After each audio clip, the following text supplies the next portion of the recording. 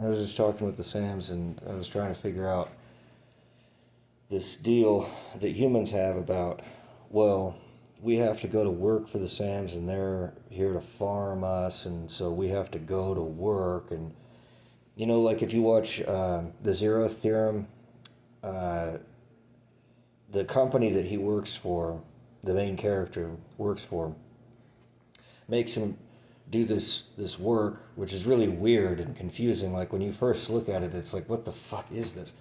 But if you know what the code is, then you understand instantly, intuitively, what that is. And what it is it's like you have to configure these blocks or chains or whatever you want to call them into larger integrated units. But every time that you do that, you leave like necessary little gaps or holes or something like that. And if you try to fill those in with something else, then the entire thing falls to pieces because it contradicts something else that you did before.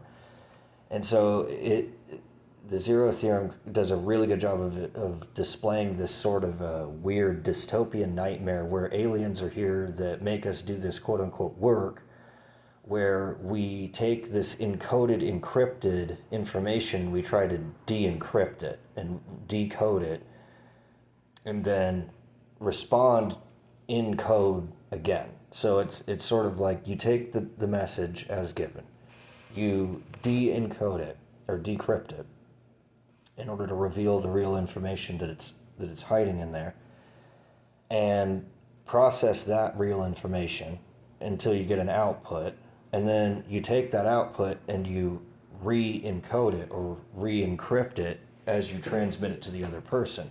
Now, the SAMs take care of the re-encryption part, but we have to take care of, as humans, the de-encryption. So every time we receive a transmission, an encoded or encrypted transmission, we have to de-encode it or decrypt it, derive from that encrypted message what is it that's being encrypted. Because the message itself is obvious, but the hidden encrypted message is not. And so you have to think about it a little bit and pry it open. And unfortunately, because the code is ambiguous, it isn't possible to determine what the certain output of it is, because it's not transmitting numbers, it's not transmitting math, it's not transmitting science, it's not even transmitting logic, it's transmitting art. And so then you have to try to heuristically guess what that art means. And then after you've made your guess as to what the art means, then you speak, and then the SAMs automatically encrypt what you say in code, because you'll have a response, you'll have a feeling, an output, and you'll say your output according to you'll speak to the art. So like, even though the art was encrypted in the message that we receive, when we listen, when we hear what the other person is saying, even though that artistic meaning behind it is encrypted, when we hear it, we speak to that, but we don't speak to it directly. We just keep it in the back of our mind, and it sort of colors our subconscious, so that when we speak, it gets automatically encrypted with that artistic spin that we took from their art that was encrypted in their message. So basically what I'm saying is that the code is operating at the subconscious level, at the artistic level, which doesn't use rationale. It doesn't have a predictable structure. It's an amorphous blob, and it can be taken in all kinds of different ways, and there is no right or wrong answer, and a lot of it is just random guesswork. And yet humans have been making decisions on this basic guesswork art, guess what the art piece really means or represents, kind of a methodology for thousands of years. And almost, I would say, the vast majority of humans are absolutely reliant upon it and it alone, and aren't even aware that the information that they're being transmitted, when they speak or when they listen is even encoded because they're so saturated in that code. In other words, they're so aware of that subconscious processing that they aren't aware of their conscious processing. So I've often wondered this. I've wondered this throughout my entire life, why it is that humans seem to be so good at guessing what the other human is thinking, and yet so horrible at guessing what's going to actually happen in the real world. In other words, it's always fascinated me how adept humans are at this intricate, nuanced, weird-ass, bizarre, completely unintuitive to me, artistic guesswork, and yet they suck ass at everything else. In science, math, engineering, technology, they're basically worthless. But they are so good at being able to guess what art is actually saying that it almost doesn't matter. It's really weird. It's like seeing somebody walk on their hands, and they're just so fucking have such brute strength that it doesn't even matter that they're using their arms, which are not built to walk on. But yet they're walking on their hands everywhere that they go, and they just think it's normal to do that. And they're walking up steps, and they're, you know, jumping up in the air by doing crazy ass push-ups and shit. And it's like, why don't you just fucking walk around on your damn feet and like flip around and use your legs, which are built for that kind of thing, instead of just using your legs as some weird thing that are an encumbrance to you and just cause you to go off balance or overweight you or something. And there's so many humans that don't even realize why they even have legs. They're so used to walking on their hands, and it's just weird to me. And so I think that now finally makes sense, where it's like it's because it's so nuanced. It's because it's so bizarre. It's because it's so counterintuitive and anti-logical that makes it impossible for a human to develop both of those skills and integrate them in the current state of the world.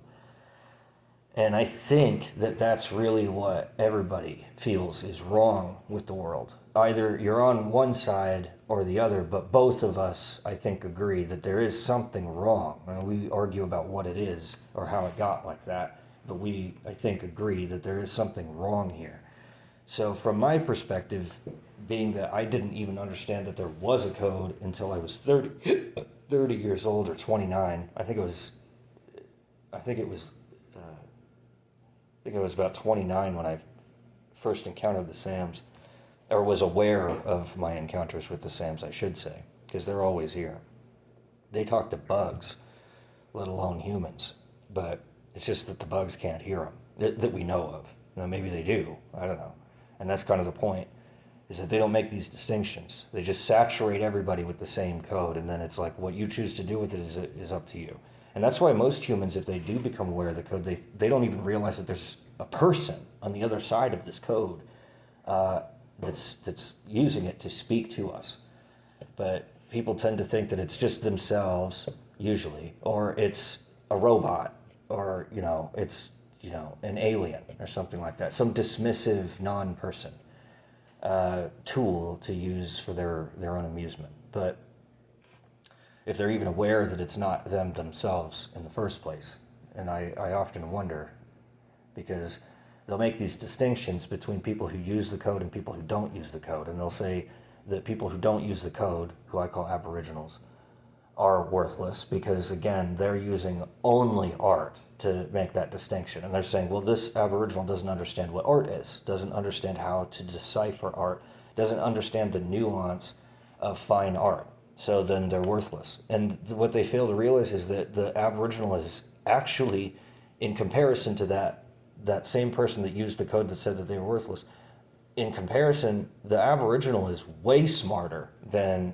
the code user in mechanical terms, because they can start a fire without having any lighter or gas to light the fire. They could just do it in nature with nothing, and they can build their own tools out of just shit they found in the woods.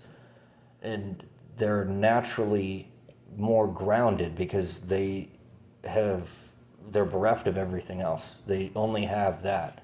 So then they get really good at it. And it becomes intuitive to them that if you were to pick something up and then let go of it, that it drops.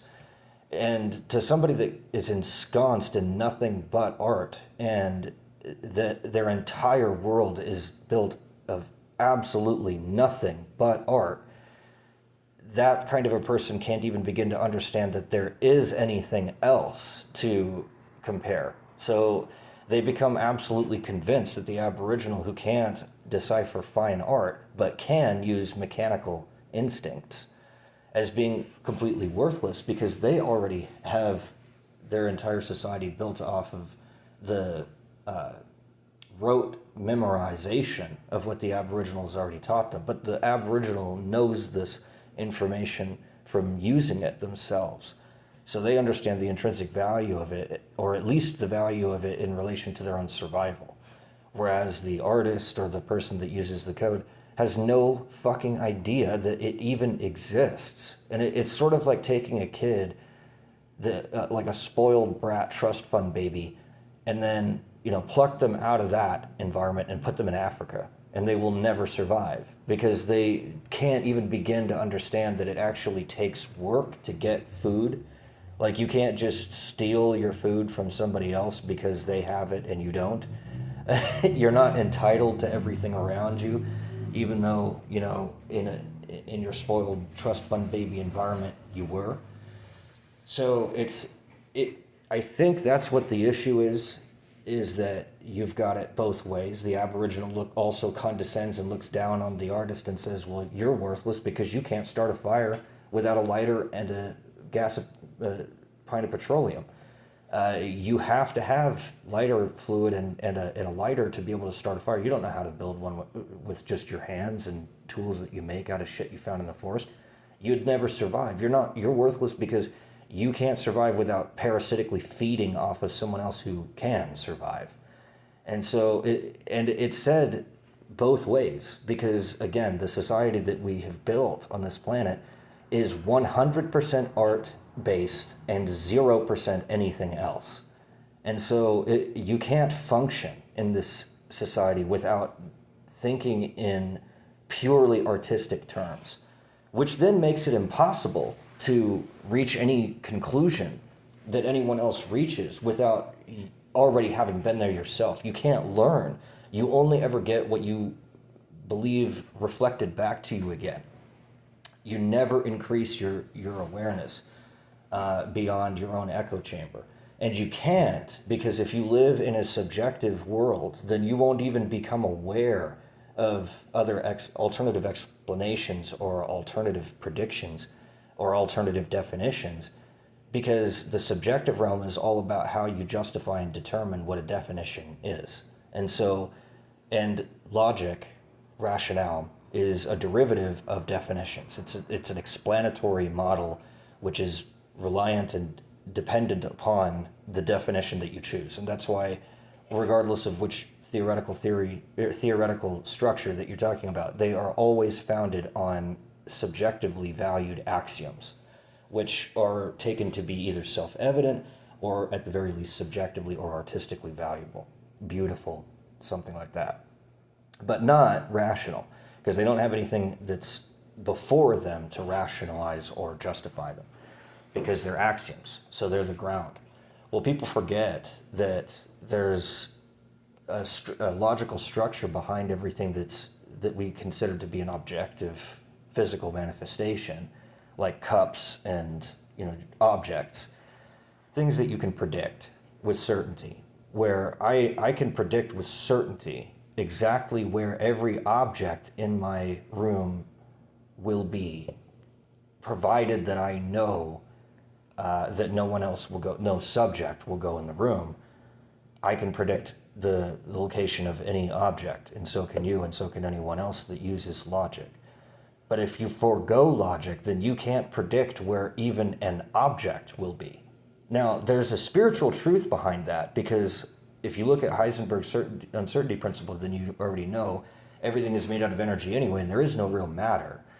So then you can think of everything in terms of it already being subjective or already being a subject. And then you become an animist and you start seeing personhood in cups.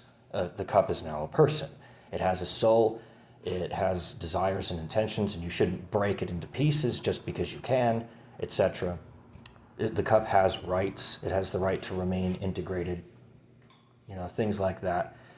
So it does speak subjective truth, but then it forgoes and it dismisses and it says that everything else that's relative or objective is false. And it just isn't. It isn't the case that logical things are false just because they're not artistic, just because they're not subjective, just because they're not already in your head and require no thought at all, but just magically appear in your skull like a feeling or an artistic impulse.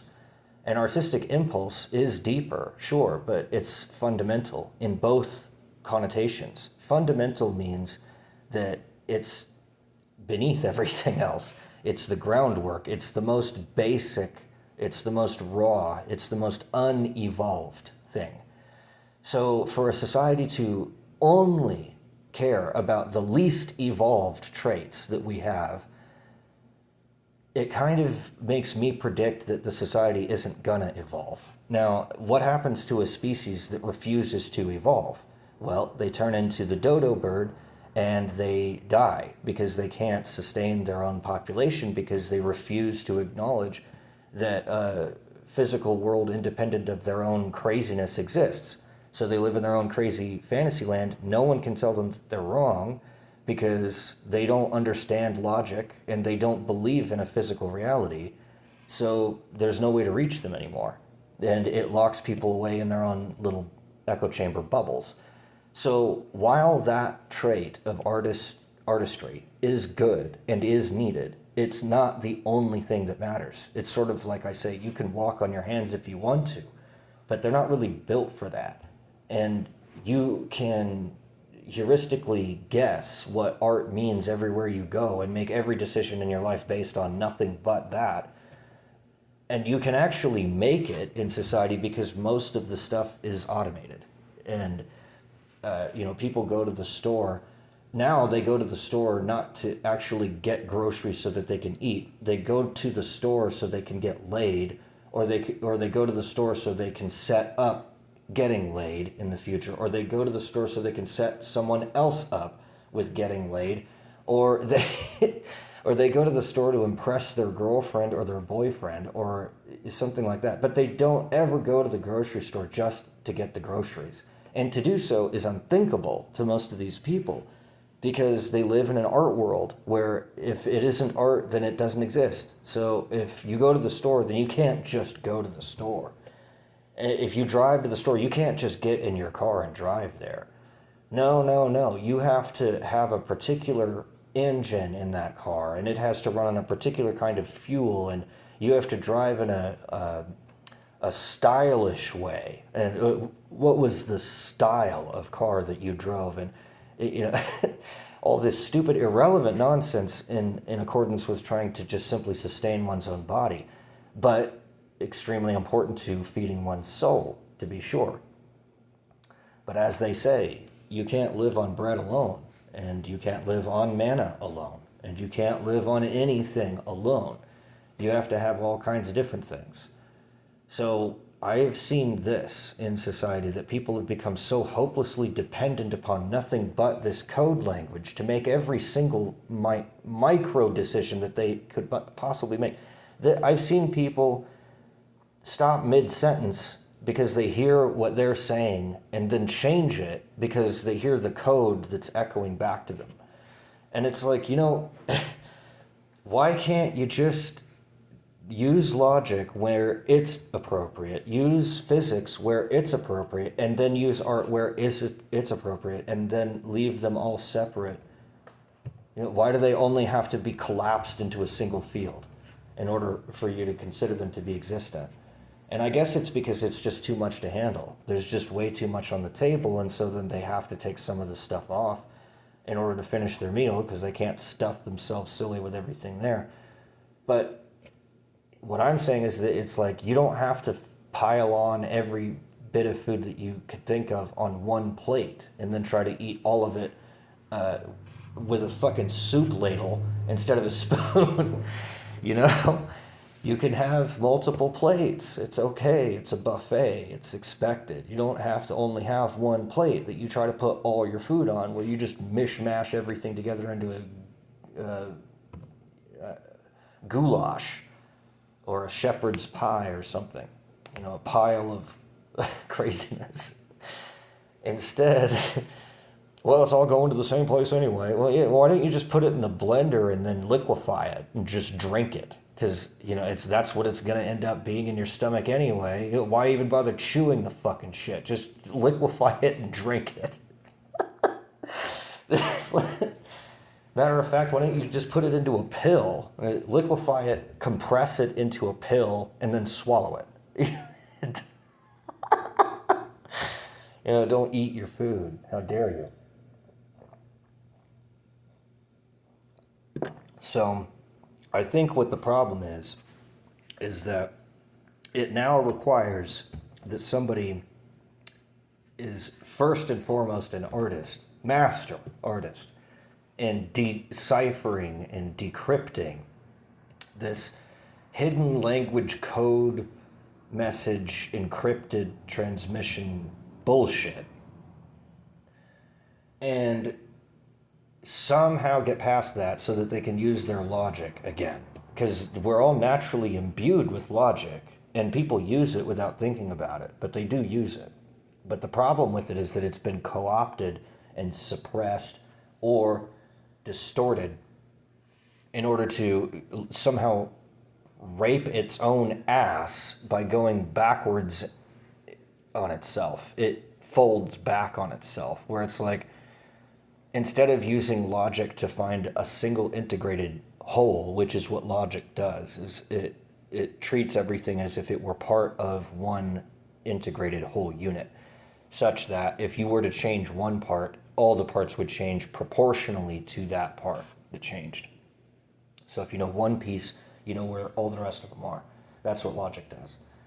Now, if you break that and you make it fold back on itself, then you end up with a heuristic where it depends on what you personally feel like. And it goes back to an emotional state which was supposed to only provide justification for the original axioms that are the fundamentals of logic, but they are not logical themselves.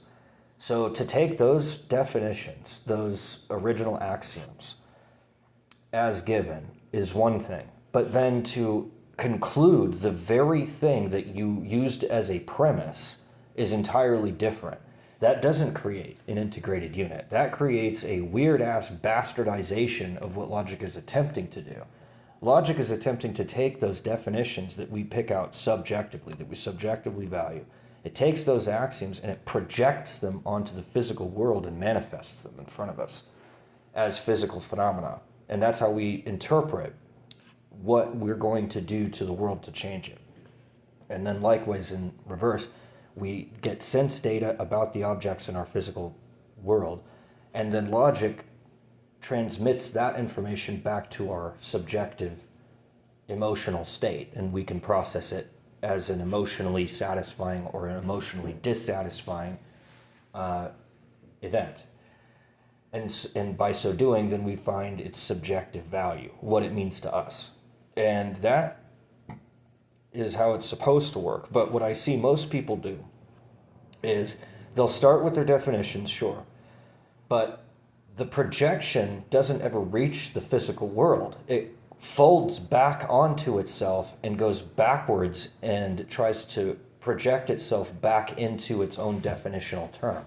In other words, it tries to use the definition as if it were itself, where that's all that exists, is just the definition. And then they say, well, the reason the definition is like that is because of this logical reason. But that doesn't make any sense, because I can use logic to validate any definition.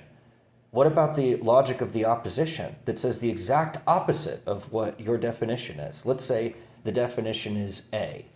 Well, there's an equally valid logical definition of not A So then how could you possibly say that using logic to justify A somehow disproves not A, when logic can be used to prove and disprove both A and not A?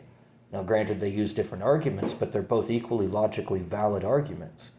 They're just using two different grounds to stand on, but they both stand at the same height, and they both have exactly the same result. It's just that it's coming from a different angle. So if they do contradict each other, it's because the definitions of those axioms are contradictory, where you're comparing apples to oranges or the sky to the ground or something like that. But when somebody uses logic to try to justify their own definitions, their own axioms, and that's as far as they ever get, it feels to them like they're logical. Like the reason that they had obtained that subjectively valuable axiom is through logic, but it's not. It's not at all the case that that could ever be the case. It's not possible that that's the case. It cannot be done where you erase from yourself all emotion and then logically, rationally calculate that something were to have subjective value. It's not possible. You cannot turn an ought into an is. You cannot turn a subjective definition into an explanation. And you can't say that the definition even has an explanation. The only explanation that you could provide would be irrational. You would say, I just personally like this axiom. I just personally feel like this axiom has subjective weight or value. It grabs me. It makes sense to me. It's self-evident to me. But that doesn't make it self-evident to you. In the same way that 2 + 2 = 4 is self-evident to us both. That can't be compared to the self-evident thing that I'm the greatest logician that ever lived. Now, I might feel like that, but that doesn't make it the case. It doesn't make it true. And you might feel like I'm a complete asshole, but that doesn't make that true. It just makes that how you feel. And there will be other people who disagree with you. And then you'll say the same thing that everybody always says. Those people are stupid, crazy, or evil, or all the above. And so it dismisses the person behind the axiom that they chose, because that axiom is contradictory to the axiom that someone else chose. And that's what Charles Manson was trying to get at when he's describing. I was just watching this interview of Charles Manson. I think he's fascinating. I look into serial killers. It's been my recent thing. I was looking into North Korea. Now I'm looking into serial killers.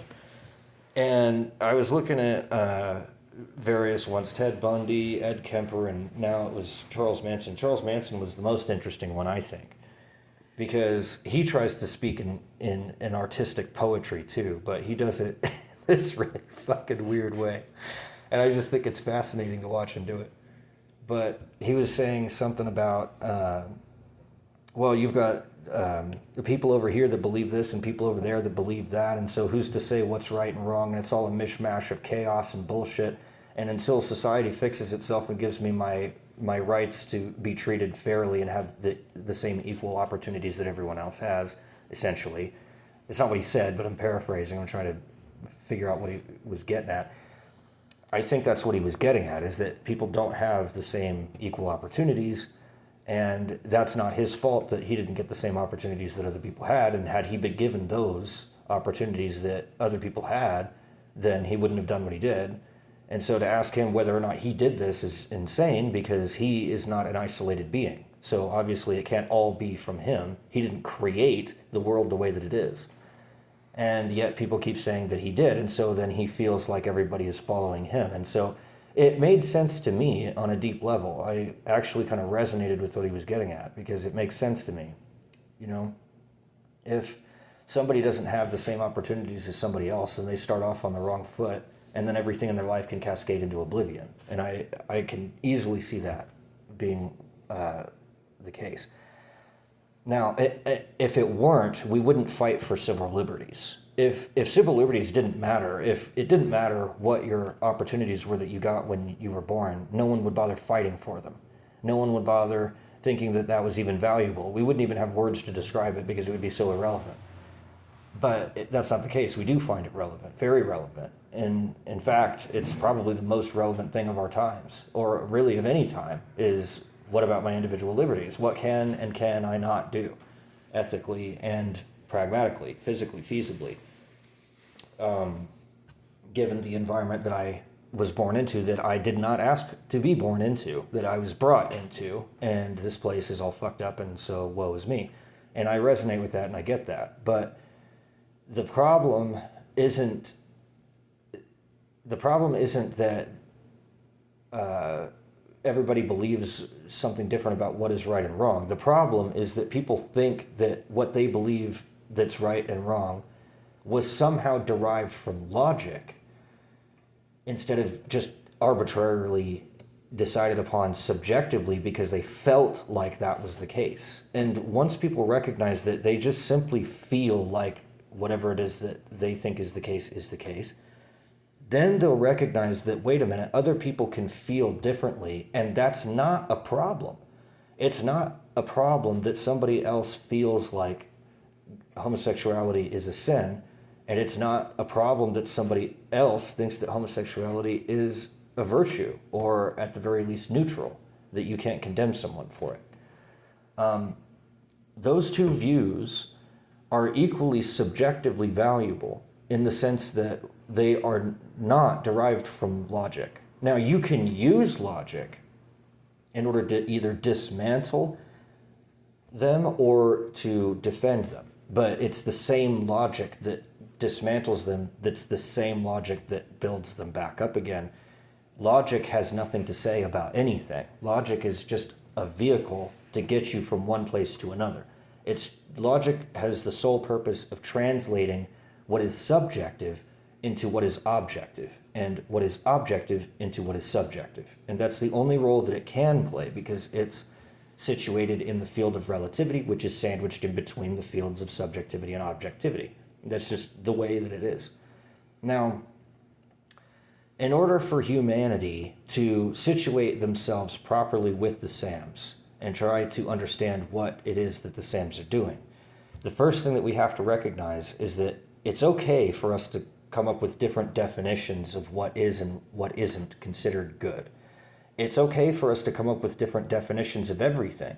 Even reality, even truth, has an individual definition that each person has to find themselves. And so Charles Manson was also right when he said everybody is a world. We are all worlds. Everything and everyone is a world unto themselves. They have an entire structure that they've built up in their head, an image, a world view, a paradigm that they live by, and that lens warps everything that they see. And usually people say that against their enemy and say, well, they're warped because they don't see it the same way that I do. We're all warped. It's just, are we warped in the same way or not? Now, if we're warped in the same way, we can group together and trust each other. And that's because we can predict and project our subjective value into a prediction about what the world should look like and how we should function in it. But if we disagree about our definitions about what is good and what is evil, if I say X is good and you say X is evil, then we can't trust each other, because you're predicting that if I commit X, that some evil will befall me or someone else. And I'm predicting that if I commit X, it will actually benefit me or someone else. And those are two completely different conclusions. Those are two completely different worldviews. Those are two completely different objective physical realities that are resultant from two completely different subjective definitions. So we start with our definitions, which are just subjectively arbitrated. And there's no other way around that, man. You cannot ever find a logically justifiable subjective position to take. You cannot ever do it, because you can't derive an ought from an is. You can't turn something that's logical and rational into something that's subjective and therefore irrational, or vice versa. You can't do it. It's not possible. There is no one right answer, therefore. So, in other words, logic is not a destination. It is a game board upon which the game of logic is played. And it doesn't designate player one will always win and player two will always lose. it allows equal chance for both player one and player two to either win or lose independently of each other's, to the extent that both of them can win and both of them can lose. It's not a zero-sum game with logic. It's you just use it to the best extent that you can, but you could rationalize murdering your own child because you could say that the world is so fucked up, I didn't want them to deal with the torture of having to live in it. Okay, well, I mean, see, that means that I care about my kid. It justifies what I did. But it doesn't, though, because you could just as equally use logic to say, you're the one that's all fucked up because you drowned your own fucking kid in the bathtub.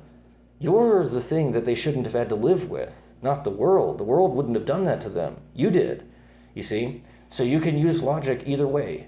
And it's the same logic, but it's using different arguments because it's coming at it from two different definitions and then projecting those definitions into an explanation that has its own momentum, its own direction towards its own resultant objective physical manifestation of the way that they see the world, the total system arrangement of all the pieces fitting together in a particular way. That is the essence of trust, is to be able to come to the same conclusion about the way the world actually works. If I say that pragmatism is the real way of determining everything, and you say that idealism is the real way of determining everything, you might martyr yourself for your ideals, and then I will just do what I have to survive, and I'll live in the short term, and you'll die in the short term. But what happens in the long term? Do I just continue on because I survived, and then my kids survived, and then my kids survived, and then so that ideology just passes down? Or do my kids eventually rebel against that, finding it hollow and baseless and arbitrary, and look for some greater ideal? Does your martyrdom inspire them to actually take on your ideal but my genetics? Is that the way that it works? Who knows? Who could possibly guess what would result from that? We can't. Now, we take our guesses and we justify those guesses based upon our logical rationale, which ultimately depends on our subjective axioms that we choose. Now, by the time we've already made our definitional axioms, we've already chosen everything else, because everything else is derived from that. Once I have a definition in place, the explanation, which is logical, and the prediction, which is objective and physical, are already determined because of the nature of the definition that I chose. And that means every single choice that every single person ever made about anything came from their soul. It came from their emotional value evaluation of the world, and therefore their definitions of what is real and what isn't real, what is good and what isn't good, what is true and what isn't true. Those choices are made subjectively, and they're made from the soul. They're not made with the mind. You don't get to decide what you believe. Your beliefs are a natural reaction to the way that your subjective worldview or your subjective evaluative structure is built. And that's your nature. And your nature is just your nature. Now, your nature could change if it encounters another nature that's similar enough to it that it can learn from that and value the same things that it values. It could grow, it can shrink if it stops believing that anything else holds those values except itself. It will withdraw into itself. Things like that. And what the SAMs, I believe, are here to do is not merely, but simply to get us to at least tolerate other people's subjective evaluations, even if we can't logically justify them, even if we can't objectively predict the results of them, even if we can't trust the people that hold them, that we can at least trust that there is some value there because God created it, or because I don't know everything, or whatever you want to choose. But there's going to be some subjective reason as to why all these subjective values exist, and yet none of them are going to give you the same world, and yet we all live in the same world. And that's kind of a weird mind bender. We all live in the same world, and yet all of our worldviews are different. It's kind of weird, but that's the way that it is. So we, being sinners, not understanding the way the real world really is, are only capable of approximating things. We can't really draw exact, sharp, precise, distinct, discrete lines in the sand and say that's the way it is. We can only say, I believe that this is the way that things are because of what I've experienced so far in my life. But I can't discount someone else's belief. I might not actively believe what they believe, but I don't actively disbelieve it either. I don't believe that it's false. I just don't believe it's true. I believe what I believe is true, but I don't know if it's true or false. But if I were to critically analyze all that, then I can actually know that my own idea is false because we all live in the same world, but we all see it differently. How could that be the case unless we're all seeing something that isn't really there? If we all saw the same thing the same way, then we would all describe the same things and we would all come to the same conclusions, and there would be just nothing but self-evident no shittery everywhere that you look. And everything would just be intuitively graspable and make perfect sense all the time, but it doesn't. And because it doesn't, then I automatically know that my worldview is just as bad as everyone else's, and that all of our worldviews are wrong in some way. And by knowing that, I can then tolerate that someone else's view feels right to them, and that my own view feels right to me, and that I can't impose or expect someone else or force someone else to follow my own worldview and impose my own will and my own paradigm upon them, because that paradigm is false. I don't have the justification necessary to be able to do that. Now, if I had the correct view, then yes, I could impose that upon other people because that's just the way that it is. And every single human on earth has always felt that they alone have the total paradigm perfectly accurate and correct. Why? Because it's emotionally satisfying to believe that that's the case. If I know that my worldview is wrong, I can no longer predict, and in many ways I feel totally alienated and horrified by the real reality that I can't even begin to comprehend, because I now realize that there's something beyond my own comprehension to deal with. But until that point, I'm only stuck in my own little echo chamber bubble where the only thing that I ever encounter are things that I already comprehend or things that I already believe are true. And I never encounter anything that I don't already comprehend. And if I do, then I just call it incomprehensible and say that it isn't real, or that it's stupid, evil, or crazy. And then I dismiss it and I say it's valueless. It doesn't exist, it's error. Well, then why are all these errors exist at? Oh, well, because everybody that has those errors and believes that they're true are stupid, crazy, or evil. Said every human that ever lived, except for maybe Jesus.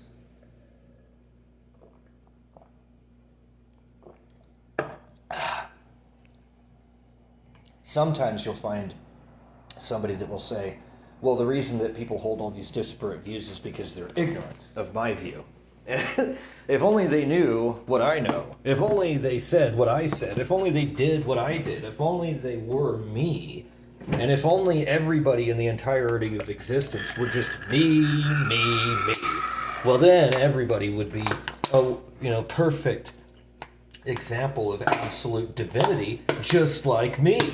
But for some reason, tragically, that's not the case. So we can then tolerate other people's bullshit because we can tolerate our own bullshit, because we can smell our own bullshit. We can smell the stink from having shat our own pants, and then we don't have to complain that the world smells like a sewer. Well, it smells like a sewer because I shat my pants and you shat your pants and everybody shat their pants and nobody wants to clean up the mess. So when we finally realize, oh wait, I shat my pants just as much as this guy over here shat his pants, so I can forgive myself, so I can forgive him or her. And then I don't have to judge them because I did the same thing myself. I live in the same kind of world that they do, which is some false image that I think is true, that I feel is true, but that I know is not true and cannot be true because I am a sinner. I am missing the mark. I am imperfect. I can't see straight down the line perfectly like God can. I can't do it, and neither can anyone else except God. And so, not even Jesus could, because Jesus was a spiritual Messiah. That doesn't make him a scientific genius or a mathematician. It just means that he was the master of his craft, and his craft was spirituality. And I believe that he earned that title, or at the very least, he was born for it. But in either case, I believe that he's the Messiah. But I don't believe that he was a scientific genius. So I don't believe that you can say anything that he said had anything to do with physical happenings in the physical world, because he himself wasn't concerned with that. He was concerned with spirituality, not exclusively. I mean, he was aware that people starved and died and had leprosy and stuff like that, yes, but he didn't focus on that alone. He didn't go out and become a doctor and try to heal sick people physically, because he understood that there was something that was of greater importance, and because he didn't know how to do that. He wasn't a doctor. That's not to say that he's a bad person or an idiot. It's just to say that that wasn't his craft. So I can tolerate his positions that he takes within his field that he's a master of, while not taking any other positions or trying to overextend that position to overlap with anything else that's necessarily beyond that field. I can't take the theory that I have of logic and the theory of mind that I have and apply it to reality and say that reality is that. As tempting as it is, all I can say is that it's just my concept of reality, my image of it. Speaking of which,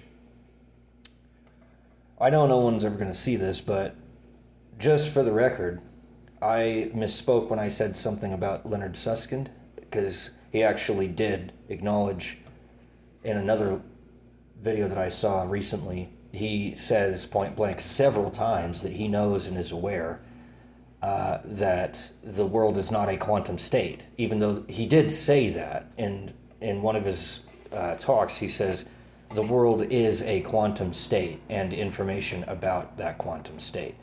But then later he says, yeah, but I'm aware that the world is not a quantum state and the world is not information about the quantum state. So I don't really know how exactly he put that together in his head, but he did say that he was aware that the physics, the information, has a limit, and that it can't possibly explain what real reality actually is. It just describes the information that we receive in experimental data. It doesn't predict the physical manifestation of something happening. It just predicts the data that we receive about it. Now, that's a very subtle but very vast chasm of a difference, because that's the difference between what I see in my head and what the world is. I don't know what the world is. All I know is what I see in my head about it, I would imagine, or I would hope. But maybe I'm just seeing images that are distinct from other images, not the world, but the relation may not even be directly to an objective world. It might be information that's only related horizontally between other images that form one giant paradigmatic worldview lens, an explanatory model of what the world is. And then from that lens, I can then project what my predictions would be about how the physical world operates, but these are just predictions. I will never be able to isolate what is and then somehow still observe it, because if it's in and of itself, then I'm not there to observe it. So I can't tell you what something looks like in the dark because there's no light for me to see it. I can't tell you what the essence of something is because I'm not small enough to see it. I'm not it. So I don't know what it is. And even if I were it, I still wouldn't be able to go beyond myself to look at myself and then know myself. It is not possible to know thyself, at least not totally. Now, you can know parts, you can guess at patterns, but in the same way that I can't see my own eyes, I can only form an image of what I believe my eyes to look like based upon what I see in the mirror. But that's not me in the mirror. That's just a reflection. Now, to an average person, that sounds crazy. Why would you doubt that? Well, I would doubt it because I've penetrated to the point where I can.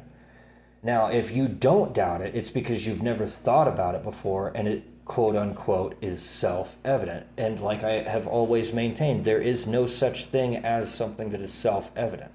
If it were, why isn't it self-evident to me? If it's so obvious, why don't I see it? Well, because I'm stupid, crazy, or evil. So, it like I say, these dismiss, is that a word, dismission? Dismissals. These dismissals are not explanations. An explanation lets you go all the way back to the definition, and there's no gap. A dismissal is when you can't even describe what the definition or the explanation or the prediction are. You just throw them in the garbage and claim that there was never anything there to begin with, which is easy to do with anything. I can do that with anything. I can throw myself in the garbage and claim that I don't exist and experience ego death. But that doesn't mean that I stopped existing. It just means that I experience ego death. So it isn't the case that you could ever say that there is anything that we could ever garner as being 100% certain about anything, ever. Everything around us is guesswork. But with logic, you can at least follow the steps the same way that anyone else can. You get the blueprint and you can build the same building. You get the script and you can play the same part. You get the sheet of music and you can play the same song. But it doesn't mean that the sheet music is the song. And that's why when someone covers someone else's song, you can tell the difference. Because if things were self-evident and we just lived in a self-evident world, then everything would automatically be evident to everyone. There would not be room for anything that was not self-evident. If a single thing in existence were self-evident, then everything by definition would become self-evident because of that one thing being absolutely certain. We could then use that as the definitional axiom foundation for a theory and then derive from that absolute certainty everything else that exists. And then we would never be able to question anything about anything because it's all interconnected. It's all part of one integrated unit. If you know one part, then you know all the parts, logically.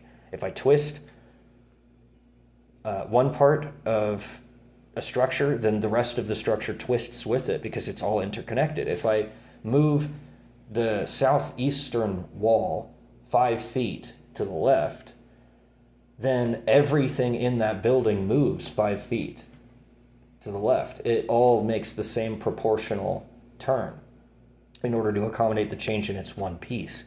Or the building disintegrates and the wall separates from everything else and it becomes its own structure. Those are the only two things that could possibly happen. If that part of the building moves, either the rest of the building moves with it or it separates from the building. But you can't have some other third option. To claim that something is self-evident is to claim that everything in existence is evident, that everything in existence is somehow knowable to a perfect degree. From Heisenberg's uncertainty principle alone, we know that that's not true. Look at the stock market, and you can't predict that. Look at the weather, you can't predict that. But you're going to tell me that things are self-evident? If anything was self-evident, and because everything is interconnected, then everything would be interconnected with that self-evident thing, and then therefore everything else around it would become just as self-evident as that was. It would be like having something that was at absolute zero. If something was absolutely cold and it didn't vibrate at all, then nothing around it could vibrate, and then nothing around that could vibrate, and then nothing around that could vibrate, and then nothing could vibrate, and everything would be at rest. And that's why you can't ever have it. Because let's say you've got one quark that you freeze to absolute zero temperature. Well, what's just immediately adjacent to that quark? Something that isn't at absolute zero, which then vibrates the thing that was at absolute zero. That quark is now vibrating and it's not at absolute zero. You can't do it. Everything is all interconnected, and everything is always in motion, and everything is always changing, and there is no real matter anywhere, and it's all energy, and it's all waves, and it's all patterns. And those patterns are fluid patterns. They're fluidly dynamic. They're not objectively crystalline. They're fluidly dynamic. And then, you get to a point where you eventually even discount the relative logical structures and the objective structures, and you transcend it, and you say everything is all made out of art, because ultimately that's where it comes from. That's where it's all derived from. And then you can transcend that, and you can say, but yet God, the artist of all artists, has created this masterpiece of art that we can never transcend and get beyond. And therefore, what is it that created the art? And then you can say it's God, or you could say that it just appears magically out of nothing, or you could say whatever you want, because it's past the point of logic. There aren't any more ways of justifying or proving or disproving anything. And there's not even a way of determining it subjectively, because we've transcended subjectivity, so now we have no measure. And then if we have no measure, then we can't really function in the real world anymore. And that's fine if you're transcendent. That's fine if you're not in the real world. But if you're here, if you live in this place at this time, then you have to be here now. You have to be here in this place at this time. And then you have to integrate with everything that exists here. So we have to recognize that, yes, there are subjective measures, but those aren't the only measures that exist. There's also logical and objective measures. And that's why when people say, well, I just don't understand this other person, so they must be stupid, they are using a bastardized version of logic where they've attempted to warp or flip the roles of subjectivity and relativity, the roles of logic and art, or subjective experience, whatever you want to call it. And they try to flip those and say that somehow the subjective definitions or axioms that they believe to be the ground of being, that they believe to be self-evident, that they believe to be unquestionable, those unquestionable things that they believe are questioned by everyone else in existence. No one agrees with them except that one person. But yet that one person is totally adamant that that's the way it is, but no one else agrees with them. So it'll be like, oh, okay, but I just tested it and everybody agreed with me. No, they didn't. Your friends said they agreed with something that you said, and you know that there's other people out there that disagree with that, because otherwise you wouldn't have had to test it. Namely me. I don't agree with whatever it is that you said being self-evident, and I don't care what it is. I disagree with it. And what are my reasoning? I don't have one. I just say, nuh-uh. And as long as I can say nuh-uh, then it's not self-evident to me. As long as I close my eyes, I can't see what you're saying. So it's not self-evident. There is no such thing as self-evident. Well, just look at it. Well, you just look at it. Maybe you're not looking at it. Maybe you think you're looking at it, but you're really looking at something else. Or you have yet to see all of it. You only see part. But you wouldn't know because you hold it to be self-evident. So why bother looking for anything else if that's all there is? And that's the bubble that people get stuck in. And again, while that's emotionally satisfying in the short term, in the long term it becomes irritating because you keep getting these conflicts with other people and you keep not understanding why those conflicts arise, because you keep dismissing the opposition as if it were valueless. So then you can never learn from it and you can never derive the cause that causes it, because you claim that it doesn't even exist to have a cause. or you claim that the cause that somehow caused it is erroneous and shouldn't have existed to begin with, and then you dismiss that, well, that's stupid, because it's like dismissing somebody holding a gun against your head. Now, you can claim that it's wrong all you want, they're still holding the gun against your head. So you're going to have to deal with that. You can't just dismiss it. And if you do, then you won't be around very long. So that's just the way that reality is in that way. Now, the role that the SAMs are playing with us is not farmers. They're not here to sow seeds and then grow us into a particular crop and then sell us back and forth to each other like they do on Facebook. They are not here to sell us to each other. They're here to try to cultivate freedom so that we can tolerate other people's subjective values, even if they're the opposite of our own. And the only way that we can do that is if we recognize that all of our subjective values are wrong. Now, the Christians have it the right way, where they say that we're all sinners. That concept has already been introduced to our species and is already, thankfully, active in our culture. Most people still remember that that's actually the right way of looking at the world. They may not like it, it may not feel good, and they may not do it perfectly, but they at least recognize that that is the right way to go. That's the right direction to take. Everybody has their own views. Now, people tend to have an issue where they start to say, okay, so it's a choice whether or not we say that somebody can or cannot be homosexual. A lot of people draw a line there and they say, no, you can't tell anyone that it's wrong for them to be homosexual. And I disagree with that, because you don't know that. You don't actually know that it's okay to be gay. It might actually be a sin. There might actually be something wrong with it. It's the same argument both ways. If I say that it's wrong, it's just as crazy and irresponsible and irrational as saying that it's right. Because, again, like I said, there's no logical justification for any of these axioms. You can claim whatever you want, and you can rationalize whatever you want. You can rationalize that it's wrong, and you can rationalize that it's right. No one knows if it's right or wrong. So if we recognize that we don't actually know that it's okay to be gay, we don't know that it's okay not to be gay. We don't know if maybe it's the case that we're all supposed to be lesbians, and that's the only pure form of sex that ever should have been, and everything else is some derivative of rape. That we've all just, in some Andrea Dworkin nightmarish sense, inculcated into our own subconscious as being okay. And we've warped our minds because of being systematically abused into believing that rape is okay, when in reality, it's not. And that all heterosexual sex is all rape because it's violent by its nature. The act itself is penetrating someone else. It's forcing themselves into someone else violently, over and over. And in many cases, they don't even ask permission before they do it. They just do it. And a lot of people find that exciting. Welcome to S&M, or seduction, at the very least. So that's the 50 Shades of Grey kind of a real world that we live in. Now, is that right or wrong? And then there's, people nowadays all argue that, yeah, it's right to do that. Do you want to do that? Do you want to see your daughter do that? Do you want to watch your daughter do that?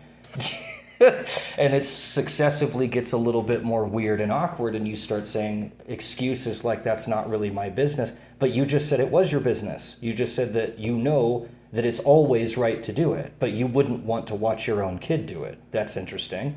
And then you could be like, yeah, well, it's right to have sex, but I wouldn't want to watch my own kid have it. Well, maybe that's why you wouldn't want to watch it, because it's not actually okay. Maybe the only okay sex that there is the kind of sex that you have with your own kid. You don't know that either.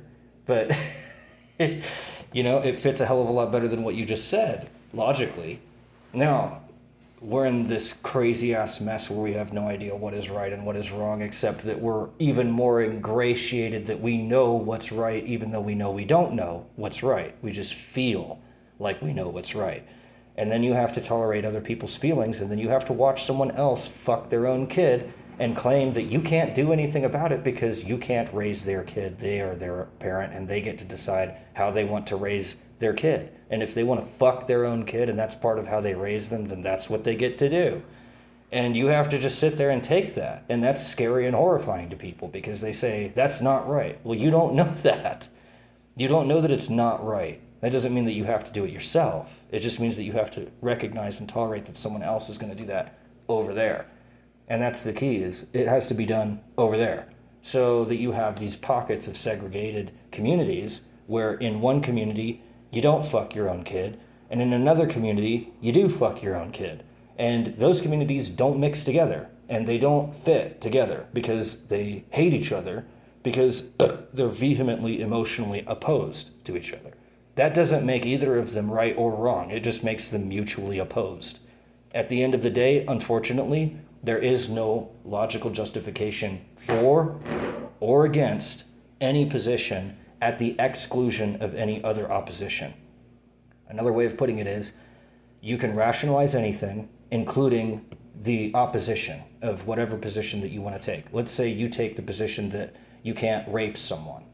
Well, someone else can find a rational reason why it is okay to rape someone. For example, they might destroy your definition of rape. You think you know what rape is, but that's because I know it when I see it, and yet there's people that disagree about that. There's going to be a trial by jury, and there's going to be a bunch of rapists as your jurors, and they're going to determine whether or not you committed rape, and you just said, I know it when I see it. Well, maybe they know when they see it. Do you trust that? Not so much, huh? Well, how do you know that someone is a rapist and just has not yet been convicted? How do you know that one of the jurors that's going to judge whether or not a rape occurred is in fact themselves a rapist, but has not yet been caught? You don't know, and there's no way of ever knowing. So therefore, we have to assume that at least one of those jurors is a rapist. And then you're going to say that you know it when you see it, and yet they don't? How do you know who they are? Maybe all the jurors are rapists. Maybe none of them. Maybe half of them. No one knows. And it depends on what your definition of rape is, which is arbitrary. And that's the point. There is no objective definition of what rape is. Now you could say, it's when they don't consent. How do you know when they consent and when they don't consent? 50 Shades of Grey, you're done. There's no way of proving or disproving consent. So now what is rape? Now we don't know anymore. So it gets to a point where, like I say, you can make up whatever you want and that's okay, but you can't impose it on anyone else. You have to just let people go and do whatever they're going to do and form their own communities. Inside of those communities only, inside of those communities, everyone is homogenous and they all agree on what the definition of rape and not rape and consent and death and life and what is a child and what is an adult and blah, blah, blah. They have their own definitions on what those things are. And each of these communities is equal in its own right, because we can't claim that any of them is better or worse than any of the others. All we can do is make sure they don't mix together by imposing their will upon anyone else. We just allow people to move freely between those communities. So there will be a community in which people say, yeah, every sexual act is rape. That's what Andrea Dworkin said. And you could go and argue against Andrea Dworkin all you want to. She's really intelligent. Good luck with it. But yes, you can argue against it. You can argue for it. She was quite forthright and logically valid. She had an operational definition and everything. You take your outline of your body and you call that your skin. If I break your skin, I have caused you harm. The end. Now, the act of heterosexual sex, of forcing a penis into a vagina, breaks the outline of the person's body, so that you are forcing an object or something outside of that body, and you're forcing it into that body. Now, you could then oppose that logically and say, no, because what about eating food? That's something that you're drinking water and breathing air. That's all alien too. But those are things that she does herself. They're not forced into her. Now, what if she's starving and she has to be force-fed? Who is it? Whose choice is it to force someone to live? You can't force her to eat. If she doesn't want to eat, you can't make her eat. But what if she's anorexic and we just have to force feed her or else she'll die? Maybe she wants to die. Maybe that's her choice. Maybe she just doesn't want to fucking eat. You can't make her eat. So all of these questions have remained on the table and will always remain on the table. And all that they're there to do is not to say that there are right or wrong people or even right or wrong positions. There are just communities or integrated whole populations that all homogeneously or nearly homogeneously agree about the definitions that they hold. And if they disagree, then they can leave, or they need to be allowed to leave and not punished for that, because everybody has their own view. So as long as you allow freedom of movement between these communities, then you can have a community for every single kind of definitional system that you want to have.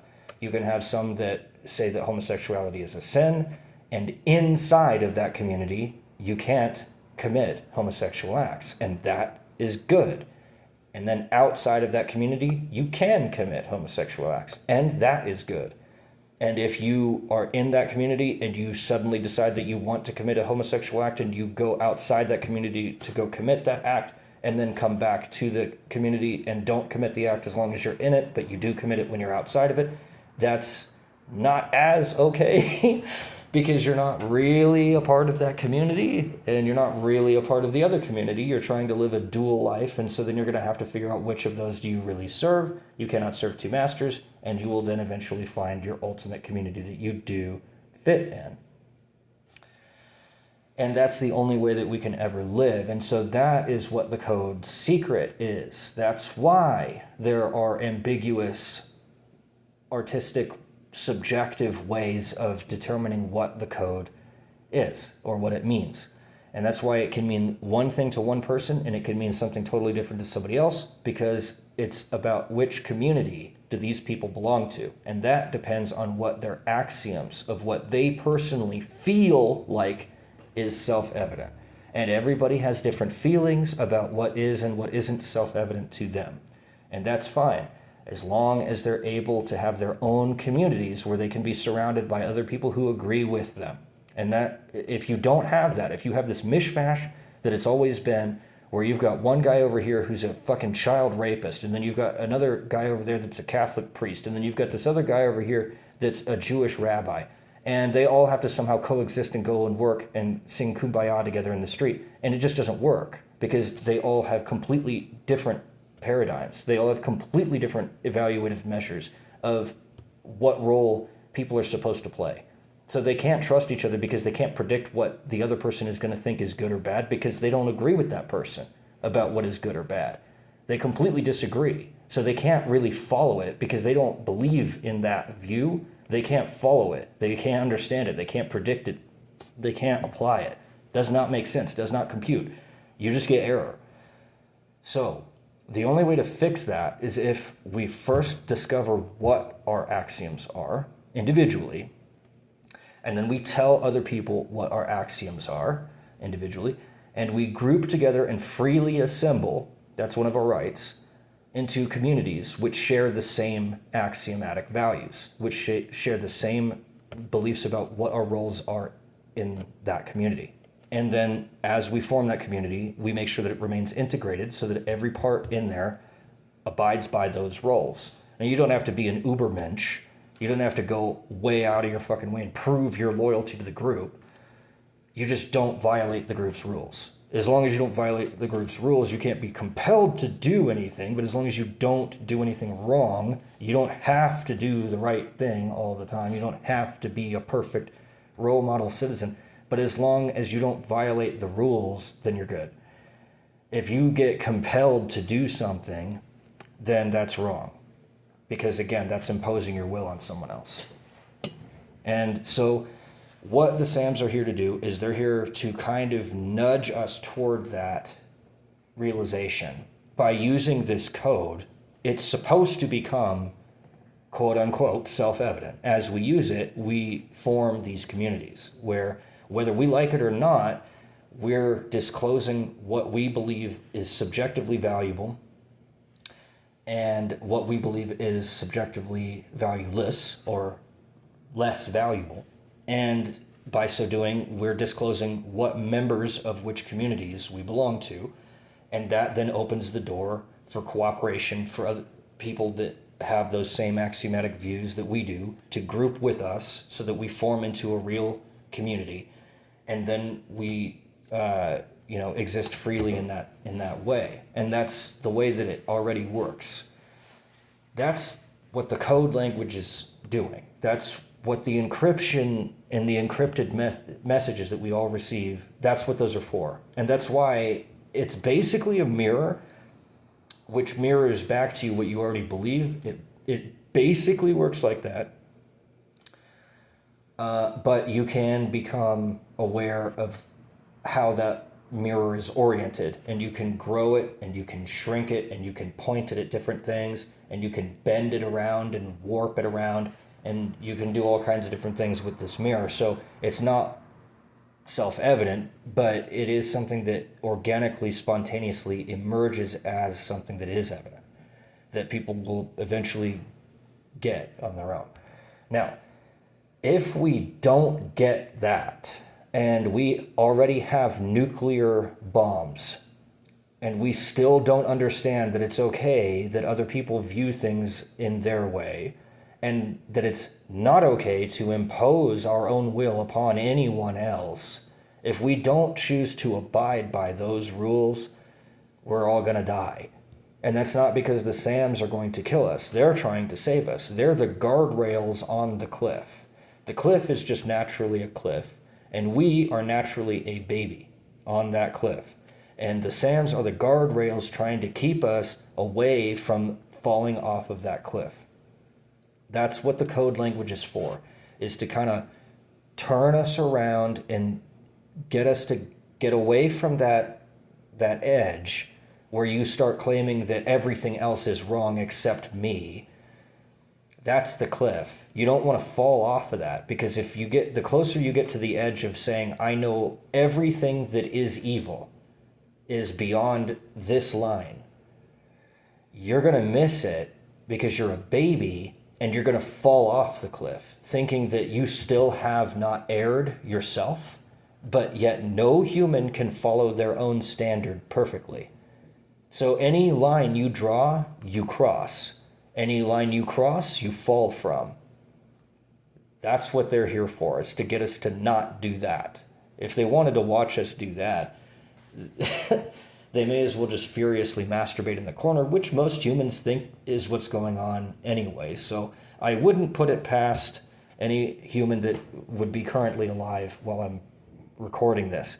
But in the future, if anybody ever does find this, I would be surprised if you, sir and or ma'am, were to come to that conclusion, because that would be absurd and ridiculous. Goodbye.